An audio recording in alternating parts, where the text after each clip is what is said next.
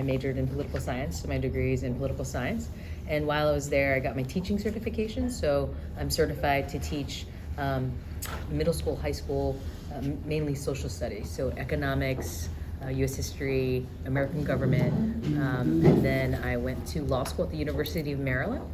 And after I graduated from law school, I did a federal clerkship for United States District Court Judge Alex Williams in Greenbelt. And then after that, I worked for a law firm in Baltimore City. The law office is at Peter Angelos. And then after that, I became a prosecutor in the State's Attorney's Office in Frederick County. And then I went to St. Mary's County, where I live. And I've been there for about 10 years. I went from assistant state's attorney to a senior assistant state's attorney to chief of staff, and then to deputy state's attorney. And I was also cross-designated with the U.S. Attorney's Office, so I was a special assistant United States attorney under Rod Rosenstein. And then I left the state's attorney's office in St. Mary's County to go to Anne Arundel County. So I have been there for almost 2 years. 그렇습니까? 아시아 해이 범죄 관련해서 입장에 대한 말씀 한마디 해주시면 감사하겠습니다. Your position on Asia hate. Oh, okay. So that's a very good question. The Asian hate has just been absolutely tremendous in a very horrible way, right?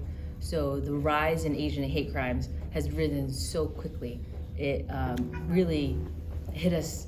It hit us like a storm, just very, very quick and hard. The Asian community, I think the only way to combat the Asian hate is to strike back by standing up together, and that's what we've done. So we've reached out and put our hands together with every Asian American community, and that's the way we've kind of stood up for each other and kind of been a loud voice.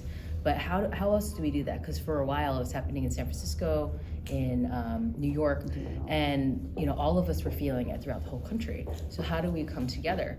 Well, it just so happened that in our family, because my dad's the governor, and he had a microphone and a platform, and he was being heard. He was, very well respected in the country and by the news stations. But he had that platform that he could stand on and have that microphone, and he had our family, and we were telling him how horrible these scenarios were, and we compelled him, and he agreed that he really had to be our voice for us. And then once people started to listen, to let us continue to kind of sound the alarm.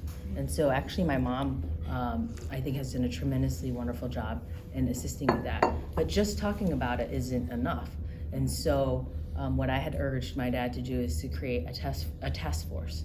So he created a task force, and one of the people he tapped was Rob Hur, who was a former U.S. Attorney for Maryland, and he was the chairperson for the Asian American Task Force.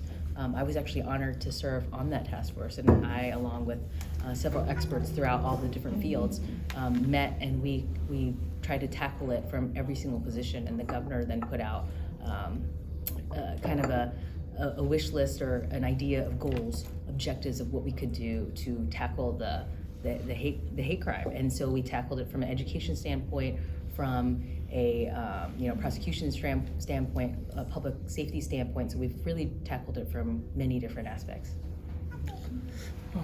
I remember the report. It was very thorough. It was very impressive. Thank you for doing that. Thank you.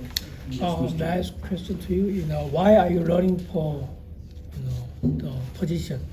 So I'm running for state's attorney in Why? St. Mary's County. Yeah, why? Because I live there and I have a family. I have a very young family. My children are 3 and 5 years old, and we want to stay living there. We want it to be a safer place, and we want it to be comfortable for everybody. We want there to be accountability, and like I alluded to earlier, I think there were some integrity issues, and you can't have integrity issues in an office where you're supposed to prosecute crimes, right? So I'm not sure if you know how state attorney's offices really work, or the criminal justice system works everywhere, but the offices in other states sometimes are called district attorney's offices.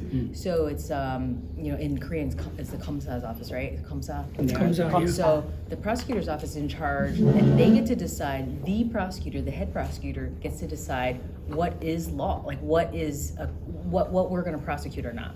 So technically speaking, although we're supposed to follow the law and continue to prosecute crimes, that one person determine whether they're going to prosecute something or not. So, for example, in Baltimore City, Marilyn Mosby, she's the head prosecutor in Baltimore City, right? And what have we learned in Baltimore City?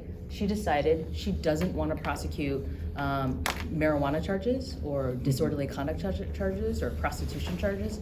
So when the head prosecutor decides we're not going to prosecute any of these charges, even if the police officers arrest them, no one's going to prosecute them. So if, effectively, it becomes there's no law against prostitution, disorderly conduct, or marijuana charges, right? Because the head prosecutor said, I'm not going to charge that. So in my county, it's similar, as in every county. The head prosecutor gets to decide what they're going to prosecute and what they're not. And in my opinion, in the jurisdiction that I live in, I don't believe that we're prosecuting all of the crimes to the fullest. And I don't believe that there's integrity in the office. I think there needs to be some accountability and some transparency. And it's in the community I live in, so I'm greatly vested. What do you think is the problem with the current attorney? The current state's attorney, Yeah.